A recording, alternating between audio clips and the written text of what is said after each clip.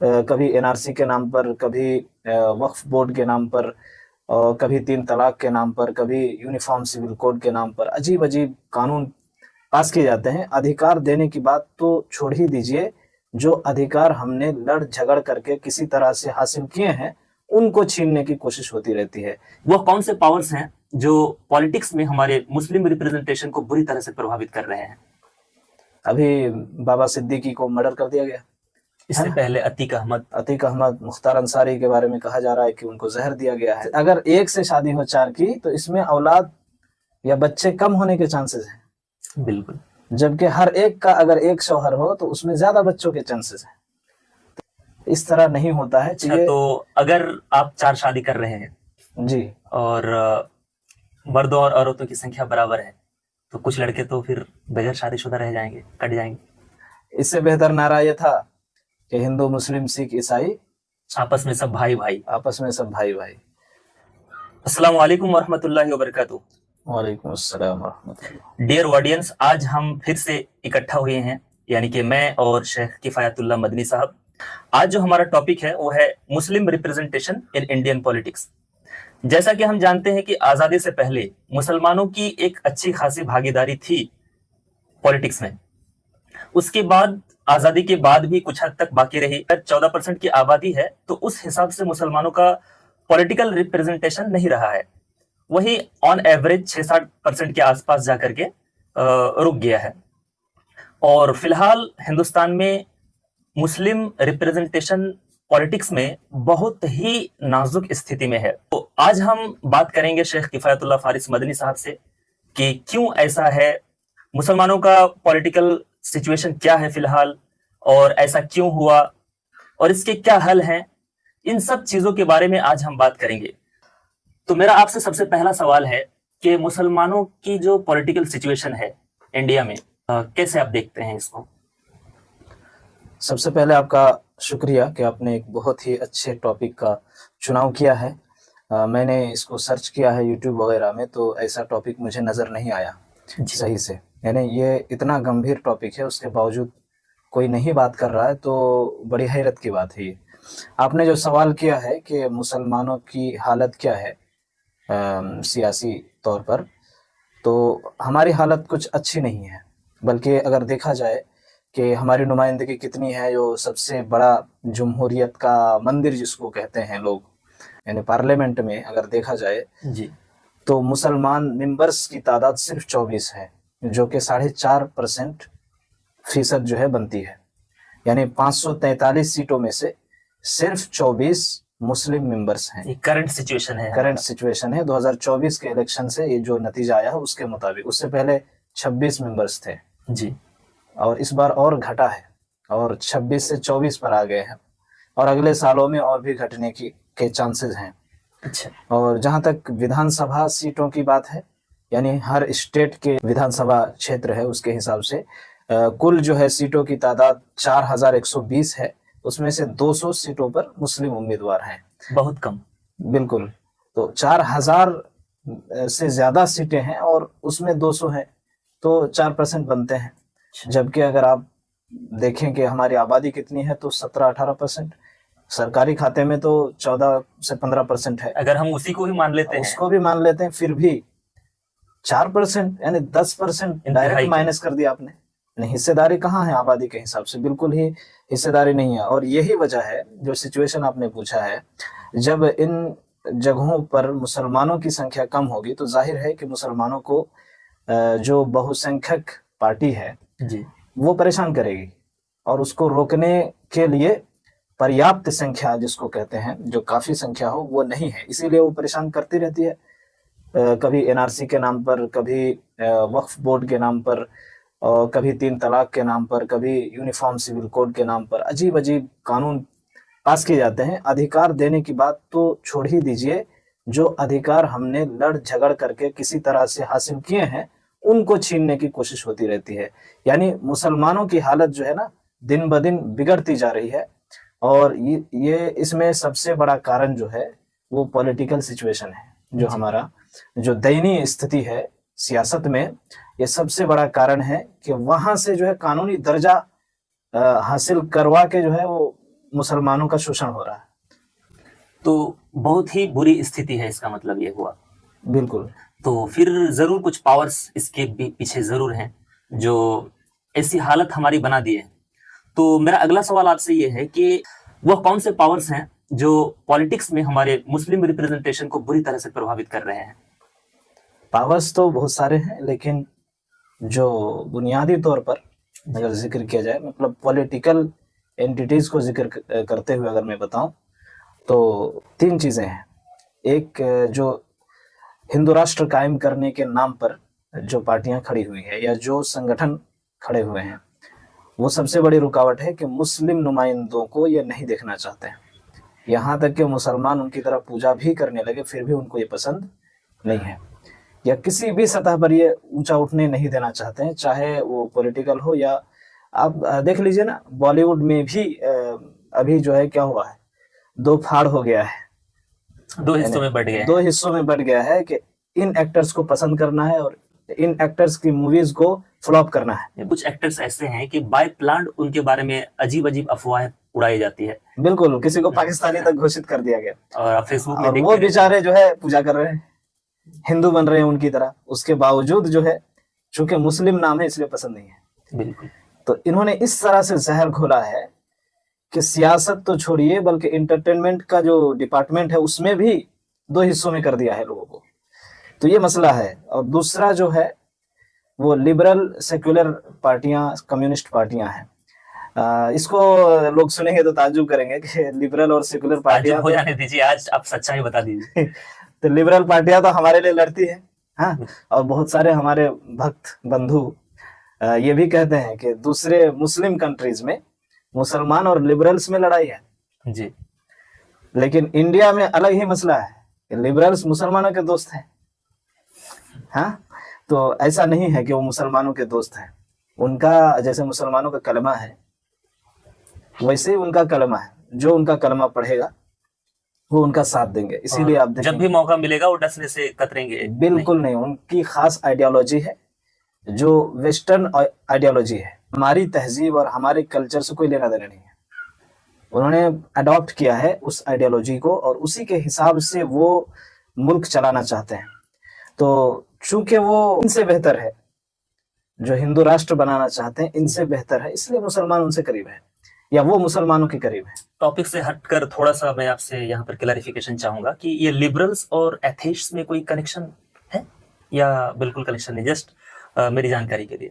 जी, थोड़ा सा है कनेक्शन, कुछ हद तक, कुछ ऐसा हद तक मतलब है। ऐसा जहन में ये बात आती है कि थोड़ा बहुत कनेक्शन हो सकता है। लिबरल्स का कहना है कि धर्म और सियासत ये 2 अलग अलग चीजें हैं जी, लेकिन धर्म को वो मान भी सकते हैं, वो उनका प्राइवेट मामला है, वो सियासत में धर्म को नहीं लाना चाहते हैं। अच्छा, एथियस्ट का धर्म का सिरे से ही इनकार है। एथियस्ट कहता है कि धर्म है ही नहीं कुछ, और ये पॉलिटिक्स वैसे। में धर्म को नहीं लाना चाहते। हाँ, और इसका भी एक दिलचस्प इसकी हिस्ट्री है कि सबसे पहले वेस्ट में ये जब उन्होंने चर्च के खिलाफ आंदोलन शुरू किया तो अब उनको लगा कि अब हमारा सोर्स ऑफ इंफॉर्मेशन या जो कानून बनाने का सोर्स है वो हम कहाँ से लेंगे, कौन सा सोर्स रहेगा।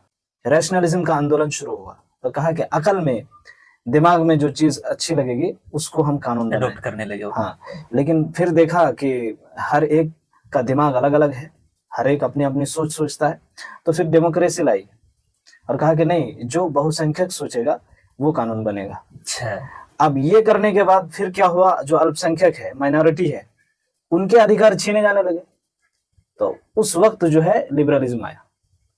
चलिए, बहुत अच्छी जानकारी मिली हाँ, मुझे। तो यहाँ जो चूंकि अल्पसंख्यक परेशान है इसलिए लिबरलिज्म कभी कभी साथ दे देता है, अच्छा, लेकिन इसका मतलब ये नहीं कि आइडियोलॉजी के एतबार से वो आपका साथ देगा। जब भी आपका मामला होगा यूनिफॉर्म सिविल कोड का, तो जो सच्चा लिबरल है वो आपका साथ नहीं दे सकता, वो यूनिफॉर्म सिविल कोड का ही साथ देगा। बिल्कुल देगा। तो ये हमें इस बारे में चौकन्ना रहना चाहिए। बिल्कुल। तो इसलिए ये भी एक बड़ी रुकावट है हमारे बीच में, बहुत बड़ी रुकावट है कि हम जो है पॉलिटिकली अगर अपने अधिकार को हासिल करना चाहते हैं, चाहे धार्मिक अधिकार हो या मानवीय अधिकार हो, हम जो भी अधिकार हासिल करना चाहते हैं, तो मानवीय अधिकार में तो ये लोग साथ दे देंगे, लेकिन धार्मिक अधिकार में साथ देना खुद ही लड़ना पड़ेगा, उसके खुद ही लड़ना पड़ेगा। तीसरी जो चीज है वो है नफरती माहौल। इसको जानते ही हैं, आगे मैं इंशाल्लाह इसको क्लैरिफाई करेंगे आप। क्लैरिफाई करने की कोशिश करूंगा कि किस तरह से माहौल बना है, नेगेटिव माहौल बना है, जिसकी वजह से पार्टीज भी डरती हैं मुसलमानों को आगे लाने में, क्योंकि वो माहौल के अनुसार उसको चलना पड़ता है, क्योंकि उसको भी वोट चाहिए। जी। तो ये उसकी मजबूरी कह लीजिए, या जो भी हो, इंशाल्लाह इस पर बात होगी। आपने बहुत अच्छी तरीके से इसकी वजाहत कर दी। अगला मेरा आपसे सवाल ये है, वह कौन से हथकंडे हैं जो मुस्लिम्स को आगे बढ़ने से रोक रहे हैं, खास करके पॉलिटिक्स में? जी, ऐसे तो बहुत हैं, लेकिन अगर शॉर्ट में बताऊं तो सिर्फ 2 हथकंडों में ही आप समझ लीजिए कि सब दाखिल है। एक brainwashing powerhouses. Brainwashing powerhouses, जी, ये बिल्कुल नया वर्ड है मेरे लिए।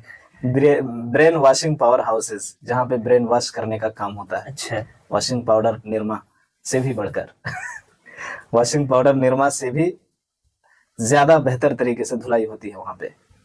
और वैसे भी तो मशहूर है कि वॉशिंग मशीन भी है किसी के पास, बिल्कुल, जहाँ धुलने के लिए धुलाई हो जाती है। दूसरा प्रेशर है, प्रेशर। अब प्रेशर कई तरह से होता है, साम दाम दंड भेद, आपने सुना होगा। जी बिल्कुल। तो लालच के जरिए से भी हो सकता है, पैसों के जरिए से भी हो सकता है, मर्डर के जरिए से भी हो सकता है ना। तो इस तरह से प्रेशर पैदा किया जाता है पार्टीज पर भी और जो कैंडिडेट्स हैं उन पर भी। तो सबसे पहले आप उनकी वजाहत कर दीजिए कि पावर हाउसेस, हाँ, brain brain washing washing power houses कौन जो से है, ये बहुत है। सबसे इफेक्टिव जो मशीन है इनकी, जी, वो व्हाट्सएप यूनिवर्सिटी है। व्हाट्सएप यूनिवर्सिटी, हाँ, मतलब हर सुबह भारत की उसमें सबसे बड़ी यूनिवर्सिटी फिलहाल वही है। मतलब वर्चुअल वर्ल्ड में इससे बड़ी यूनिवर्सिटी और कोई नहीं हो सकती है। तो इसमें सुबह सुबह जो है नफरती मैसेजेस आते हैं और फॉरवर्ड होते हैं बड़ी संख्या में। तो व्हाट्सएप यूनिवर्सिटी का बहुत बड़ा दखल है मुसलमानों के खिलाफ नैरेटिव गढ़ने में। तो ब्रेन वॉशिंग जो कह रहे हैं, इसकी वजह यही है कि ब्रेन को वॉश कर देता है और जो इंसान नेचुरल तौर पर सोचता है, उसकी सोच के धारे को ही बदल देता है। बिल्कुल, इंसान जो भी बात सुनता है उसका असर पड़ता है, वो उस पर यकीन करने लगता है धीरे धीरे। अगर सुबह एक मैसेज, शाम एक मैसेज वो पढ़ता रहेगा, देखता रहेगा, तो फिर जाहिर सी बात है वो उसका जहन बदलेगा। बिल्कुल। दूसरा पावर हाउस जो है मीडिया है, और इसके बारे में क्या बताऊं, क्या ही बताएं। ये तो फंडिंग कर रही, देखिए मतलब मीडिया के जो मालिक हैं, वो मालिक जो है, जो उसके मालिक कोई और है, उसके मालिक कोई और है, बल्कि हुकूमत उसके गुलाम है। जैसे मुकेश अंबानी और अडानी के लिए हुकूमत काम कर रही है, अलग अलग देशों में जाकर के उनकी कंपनी और उनके प्रोडक्ट्स का प्रचार कर रही है, ये सरकार कर रही है जी।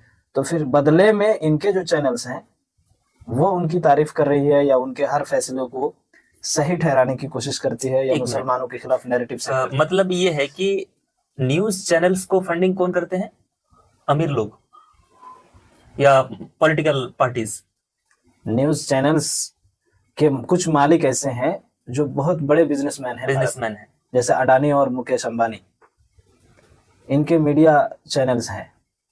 जैसे अडानी ने एनडीटीवी को खरीद लिया, और तो ये उनका चैनल है, और गवर्नमेंट सपोर्ट करती है इसको। जी, तो गवर्नमेंट सपोर्ट क्यों करती है? क्योंकि सपोर्ट इस तरह करती है कि इनके जो मालिक हैं, इनके कारोबार को विदेशों में, इनके कारोबार को चमकाने के लिए ये लोग सहारा देते हैं, सरकारी लोग, ठीक है। बिल्कुल। तो अब इनके बदले में इनका क्या कर्तव्य बनता है मीडिया चैनल्स का, कि इनका कर्तव्य ये बनता है कि ये ट्रिनिटी को सिद्ध कर दे। बिल्कुल। उनके इमेज को अच्छी तरह से पेश करे, और जो उनके दुश्मन है उनके इमेज को बिगाड़ कर पेश करे। अब उनके चाहे उनके दुश्मन मुसलमान हो, चाहे कुछ और कोई दूसरे हो, पॉलिटिकल पार्टीज के लीडर्स हो, बिल्कुल, अपोजिशन के लीडर्स हो, तो इसी तरह करते हैं। हर मालिक की बात नहीं कर रहा हूँ, कुछ है, हमेशा सारे लोग गलत नहीं होते। कुछ मालिक को तो डायरेक्ट कुछ दिया जाता होगा, लेकिन कुछ मालिक ऐसे हैं जो बहुत बड़े बिजनेसमैन हैं।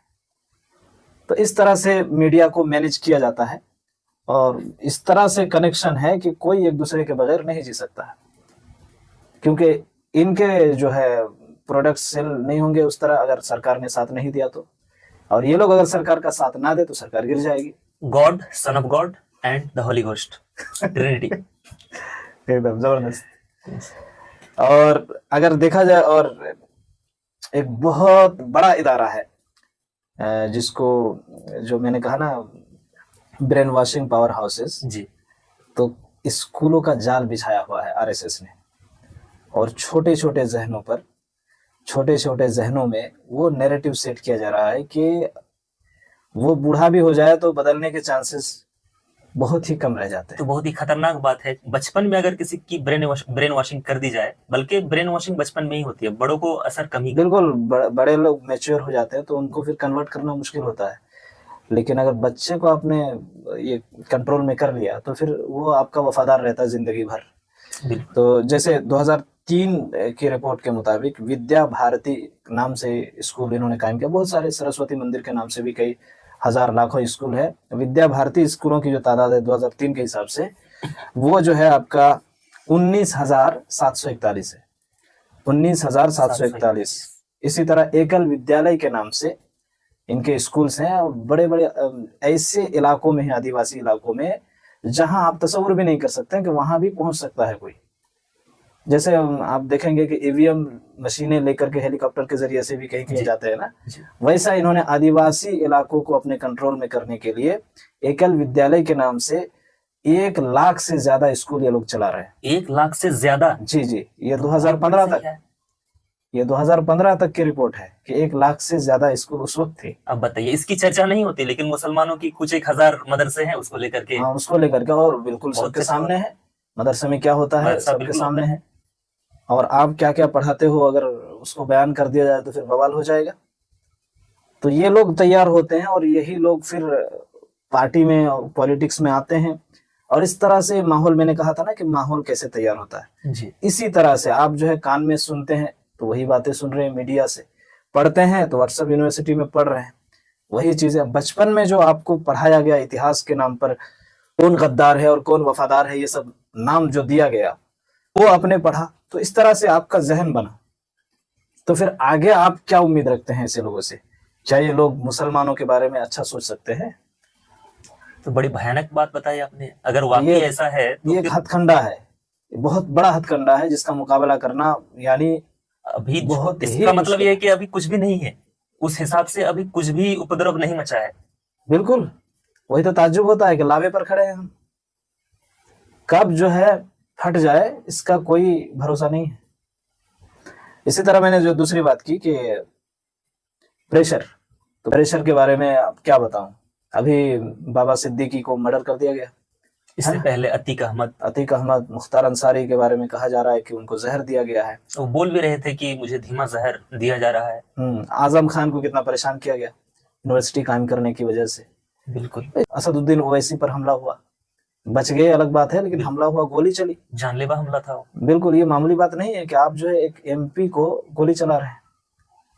इस तरह से चुन चुन कर निशाना बनाया जा रहा है। तो ये मर्डर के जरिए से प्रेशर बनाया जा रहा है कि जो दूसरे मुस्लिम लोग हैं, लीडर्स हैं, वो डर जाएं और वो ज्यादा एक्टिव ना हो सियासत में। इसी तरह खरीदो फरोख्त भी होती है, खरीद लिया जाता है। बहुत सारे हमारे मुस्लिम लीडर्स जो हैं बीजेपी के हाथों बिक जाते हैं, और मुसलमानों के जो एजेंडे हैं या उनके जो अधिकार हैं उनकी बात करने के बजाय फिर उन्हीं की बातें हमें सुनाने लगते हैं, वो उनके नुमाइंदे बन जाते हैं। तो ये हाल है और हथकंडे हैं जिनकी वजह से मुसलमान पॉलिटिक्स में आगे नहीं बढ़ पा रहे। तो कोई भी प्रॉब्लम ऐसे नहीं है जिसका हल मौजूद ना हो। तो अगला सवाल मेरा आपसे ये है कि वो कौन से हल हैं, क्या कोई हल है भी या नहीं? पहले तो ये बात है कि अभी कोई सूरत हाल नजर आ रहा है या नहीं मुसलमानों के लिए कि नहीं ये पॉलिटिक्स में कुछ बेहतर कर सकते हैं, अपना रिप्रेजेंटेशन इसमें बेहतर कर सकते हैं, ये खुद ही कर सकते हैं या फिर किसी का सपोर्ट लेकर के इसको करना है, जैसे दूसरे पॉलिटिकल पार्टीज हैं उनका सपोर्ट जरूरी है, या फिर ये खुद ही इनको आगे बढ़ना होगा? या इस बारे में आपकी क्या राय है कि इसका हल हम कैसे निकाल सकते हैं? वही जैसे हथकंडे अपनाए जाते हैं उसी हिसाब से हल भी सोचा जाता है। हमें जो सामना है वो आइडियोलॉजिकल वार का सामना है एक तरफ, जिसको ब्रेन वॉशिंग वार भी कह सकते हैं। तो उसके लिए हमको सोचना होगा, उसका हल तलाश करना होगा कि उसकी तोड़ के रूप में हमको भी एक नैरेटिव खड़ा करना है चाहे वो लिबरल्स की तरफ से उठाया जाए या हिंदू राष्ट्र वालों की तरफ से उठाया जाए, मुसलमानों पर जो भी इल्जाम लगता है या मुसलमानों के बारे में जो भी गलत अफवाहें फैलाई जाती गलत हैं, फहमियों को दूर करना है। गलत फहमियों को दूर करना बहुत ज्यादा जरूरी है। जैसे तलाक को नहीं समझ रहे हैं, हलाला के बारे में जानते ही नहीं है कि इस्लाम में ये चीज हराम है, दुरुस्त नहीं है, ये चीज नहीं जानते हैं। और जो दुरुस्त है उसकी सूरत क्या है वो नहीं जानते हैं। इसी तरह डायरेक्ट बोल देते हैं कि एक से ज्यादा शादी करते हैं तो ज्यादा बच्चे होते हैं। हालांकि मैं एक मिसाल दूं इसको, अभी कि अगर 4 औरतें 4 लड़कियों से मैंने शादी की, तो आप मान लीजिए कि मैं अगर शादी ना करता उन तीनों से, 4 औरतें हैं 4 लड़कियां हैं, तो 4 में से एक से शादी करता और 3 से नहीं करता, तो उससे कोई शादी करता कि नहीं? बिल्कुल। तो उसके बच्चे नहीं होते? होते। तो बात तो बराबर हुई। बल्कि यहाँ पर अगर मेरे साथ 4 लड़कियां होंगी तो उसकी औलाद हो सकता है कि कम हो, लेकिन सबके अलग अलग अगर शौहर हो तो उसके बच्चे तो ज्यादा होंगे, ऑटोमेटिक ज्यादा होने के चांसेस है। हाँ बिल्कुल। तो फिर ये कहना कि ज्यादा शादी की वजह से ज्यादा बच्चे पैदा होते हैं, ये मतलब ये लॉजिक समझ से परे है। क्योंकि लड़कियां जितनी होंगी उतनी शादी होगी, चाहे 1 से हो चाहे 4 से हो। बल्कि 4 से, अगर 1 से शादी हो 4 की, तो इसमें औलाद या बच्चे कम होने के चांसेस हैं। बिल्कुल। जबकि हर एक का अगर 1 शौहर हो तो उसमें ज्यादा बच्चों के चांसेस हैं। तो इसको नहीं समझ पा रहे हैं, तो आप इंटेलेक्चुअल डिबेट्स होंगे तब ना समझ में आएगा। डायरेक्ट लिबरल्स को कहना है कि ये गलत है, कौन से जज आ गए हो तुम कि हमको फैसला सुनाओ कि ये गलत है और ये सही है? आर्गुमेंट हमारा भी सुनो, तुम्हारा भी हम सुनते हैं, देख लेते हैं। इस तरह नहीं होता है। अच्छा, तो अगर आप 4 शादी कर रहे हैं जी, और मर्दों और औरतों की संख्या बराबर है, तो कुछ लड़के तो फिर बगैर शादीशुदा रह जाएंगे, कट जाएंगे। देखिए मार्केट में जो सामान शॉर्ट हो जाता है उसकी कीमत बढ़ती है कि घटती है? बढ़ती है। बढ़ती है ना। तो ये लड़कियों का ही फायदा है। लड़की अगर कम हो जाए लड़कों से तो देखिएगा कि जहेज कौन देगा? लड़के वाले जहेज देंगे। बहुत ही जबरदस्त जवाब दे दिया आपने। तो लड़कियों का रेट क्यों घटा हुआ? आपको जहेज नाम से एक ऐड करना पड़ रहा है कि ये ऑफर है भाई, ले लो ले लो, सेल नहीं हो रहा है। तो जैसे कंपनी वाले जब कोई सामान सेल ना हो तो क्या करते हैं? फिर मुमकिन है कि अगर इसमें ऐसा ऑफर ऐड करते हैं कि ये फ्री है, तब लिया जाता है। तो जहेज के नाम पे तो ऑफर है ना। तो जहेज का मतलब ही है कि लड़की का रेट कम है। अगर लड़कियों की तादाद कम हो जाए, और मुझे नहीं लगता कि नेचुरली ये कभी कम नहीं होगा। और वैसे कितने लोग ये मुमकिन ही नहीं, क्योंकि जंगों में मरने वाले लड़के, नशाखोरी में ज्यादा लड़के, एक्सीडेंट में ज्यादा लड़के, शराब में लड़के ज्यादा, कैंसर भी लड़कों को ज्यादा होता है। तो मरने वालों में लड़के हमेशा ज्यादा रहे, इसलिए लड़कियां हर दौर में ज्यादा ही रही। जो कि हराम है, ये भी लड़के ही ज्यादा करते हैं। डिप्रेशन भी वही करते हैं, ज्यादा डिप्रेशन के शिकार होते हैं।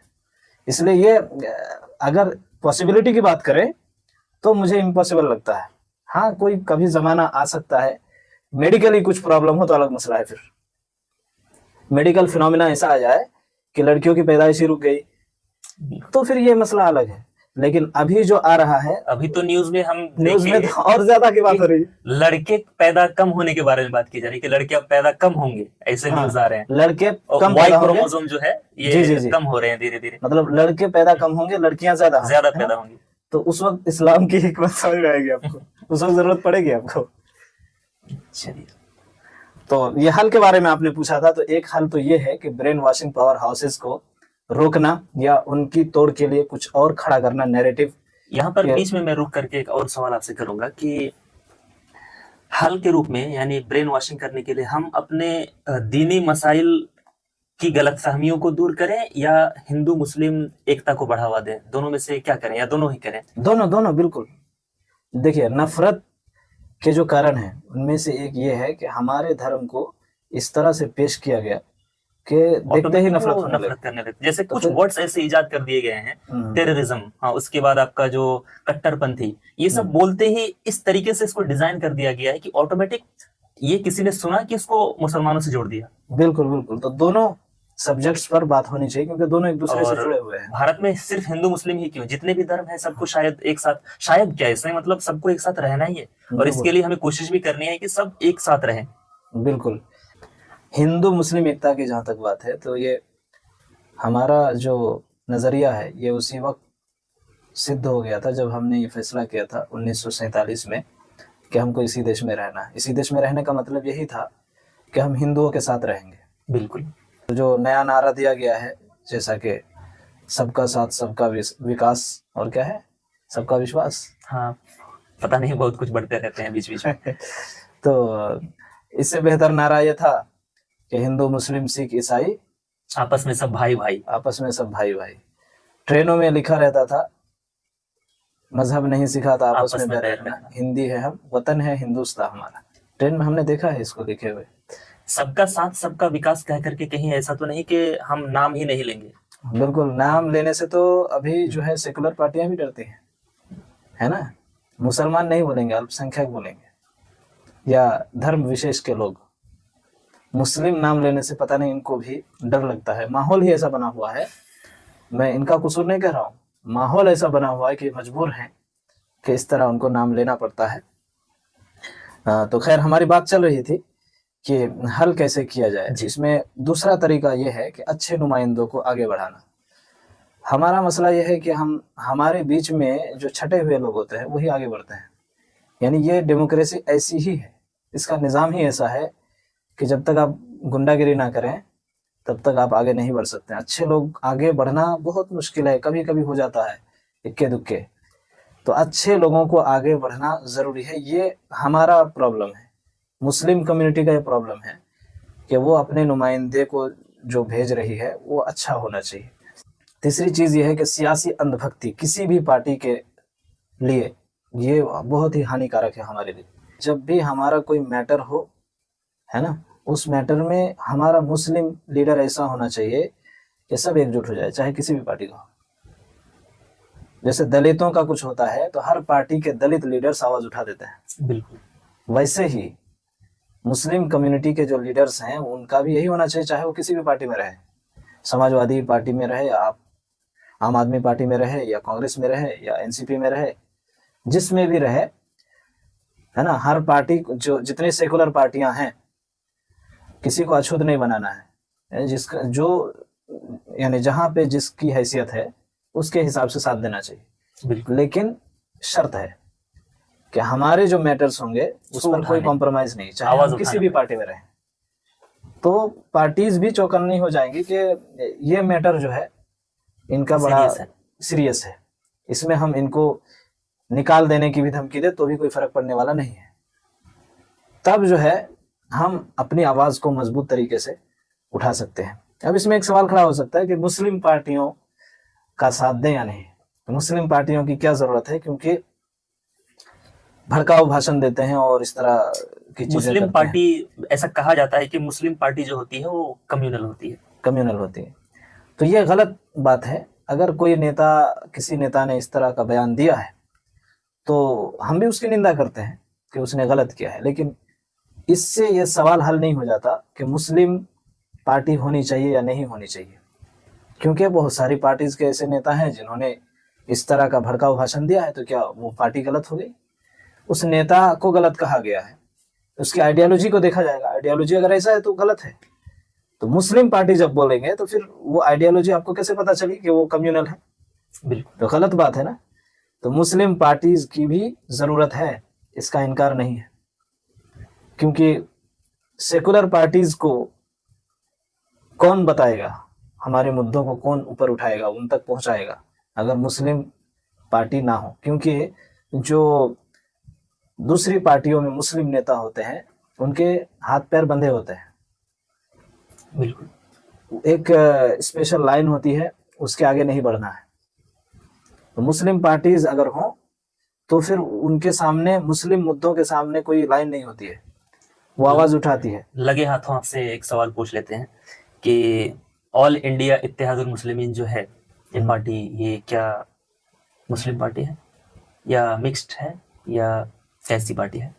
मुस्लिम पार्टी तो है, लेकिन दलितों के साथ इनका मेलजोल ज्यादा है। यानी कभी भी गठबंधन कहीं भी किया है तो दलितों के साथ ज्यादा हुआ है। एक बार मायावती के साथ गठबंधन हुआ था। कभी कभी मैं इसका सपोर्ट करता हूँ और कभी कभी नहीं करता हूँ, क्योंकि कोई भी पार्टी हो, अगर आप कहते हैं कि इसकी जरूरत है, तो इसका मतलब ये नहीं कि इसका हर फैसला सही होगा, जी चाहे वो कांग्रेस ही क्यों ना हो। तो इसीलिए मैं बोल रहा था कि अंधभक्ति नहीं करनी है किसी पार्टी की। तो मुस्लिम पार्टी है वो मजलिस, लेकिन उससे भी गलतियां बहुत बार होती हैं और हुई हैं।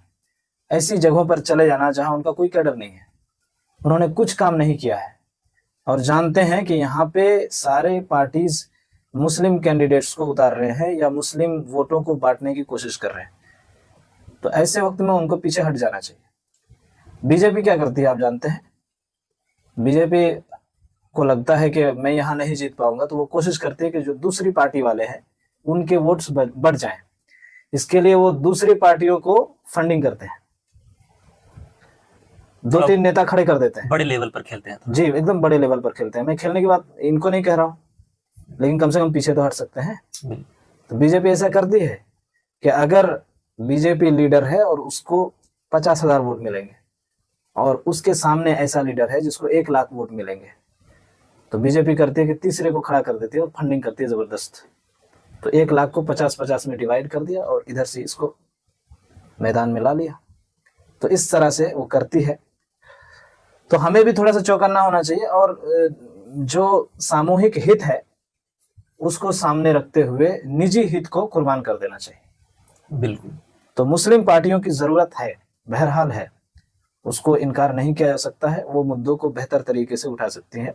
और मुस्लिम पार्टियों के होने पर सवाल क्यों होता है, जबकि हर जाति ने अपनी अपनी पार्टी खड़ी कर ली है। यादव की पार्टी है ना, बिल्कुल। ब्राह्मणों की दोनों पार्टी है, बीजेपी और कांग्रेस दोनों ब्राह्मणों की पार्टी है ना। बीजेपी में घर से ओबीसी को ऊपर रखा हुआ है, लेकिन उसको हैंडल तो आरएसएस कर रही है ना, और आरएसएस ब्राह्मण चला रहा है। और ये हमारा तृणमूल कांग्रेस, ये ब्राह्मण की पार्टी है। तो जब हर जाति ने अपनी अपनी पार्टी खड़ी कर ली है, तो फिर मुसलमानों को अछूत बना के क्यों रखना चाहते हैं? इसलिए जरूरत थी ऐसी पार्टी की, लेकिन हमारा सुझाव यह है कि वो सिचुएशन को देख करके कदम उठाए, लोगों से मशवरा करे, मिलजुल करके आपस में चले, और भड़काऊ भाषण से बचे, क्योंकि भड़काऊ भाषण दूसरा देगा तो उतना मसला नहीं है, जितना आप देंगे तो मसला पैदा होगा। तो चलिए, आपका बहुत बहुत शुक्रिया। मेरे जितने सवाल थे आपने उसका बेहतरीन तरीके से जवाब दिया, और उम्मीद करता हूं कि आगे भी हम आपको बुलाते रहेंगे और हम आपसे मिलते रहेंगे। बहुत बहुत आपका शुक्रिया कि आपने भी अच्छी अच्छी बातें कही वीडियो के दौरान। आज हमारी बातें यहीं से खत्म होती हैं, और आपने देखा कि किस तरीके से हमारा जो पॉलिटिकल सिचुएशन है फिलहाल, हमारे मुसलमानों की जो हालत है हिंदुस्तान में, और क्या सिचुएशन है, सिचुएशन क्या था, और आगे हम अगर इसको बेहतर बनाने की कोशिश करें तो हमें क्या करना है, इसका हल भी बताया गया। तो उम्मीद है कि हम सब लोग इसको समझेंगे और आगे बढ़ेंगे, और हम अपने देश को ऊंचाइयों तक लेकर के जाएंगे, और इस देश को हम एक फूलों के बगीचे की तरह बना देंगे इंशाल्लाह, जहां पर हम सब लोग, सारे धर्मों के लोग साथ मिलकर के यहाँ पर रहेंगे, बल्कि रहते रहे हैं। अभी हालात हमेशा से रहे हैं, बस ये हालत अंग्रेजों के आने के बाद से शुरू हुआ। हालात थोड़ी सी बदली है, लेकिन ये हालत भी ज्यादा दिन तक नहीं रहेगी अगर हम सब मिलकर के कोशिश करें।